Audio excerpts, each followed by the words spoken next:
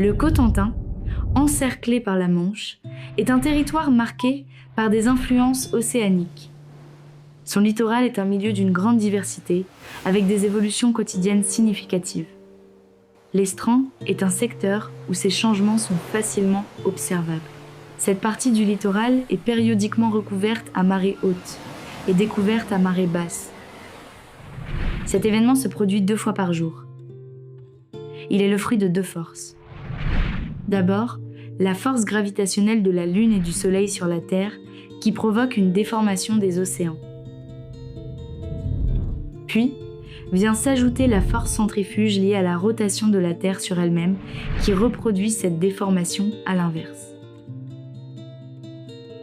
Toutes ces conditions créent un environnement hostile où les éléments non vivants rendent la vie dure aux organismes qui y vivent.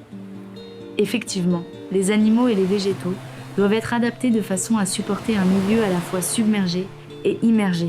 Ils doivent, par conséquent, éviter l'assèchement à marée basse sous la lumière directe du soleil ou du froid agressif de l'hiver. Lors de la marée haute, quand le milieu est recouvert, ils deviennent alors marins, avec l'arrivée de la mer. Tous les facteurs abiotiques s'en trouvent bouleversés en termes de température et de salinité. De cette façon, l'Estran est classé en 3 zones, selon son niveau de recouvrement. Les zones supralittorales, médiolittorales et infralittorales. Chaque zone abrite des espèces adaptées à ces conditions particulières.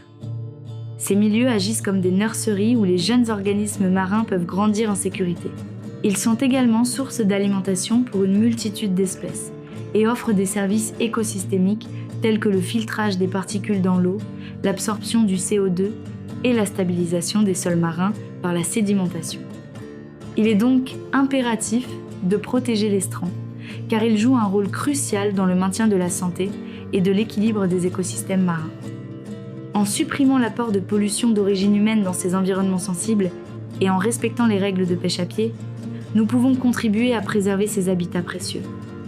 En limitant notre impact sur ces zones, nous assurons la survie des espèces marines qui en dépendent et préservons la biodiversité globale du Cotentin.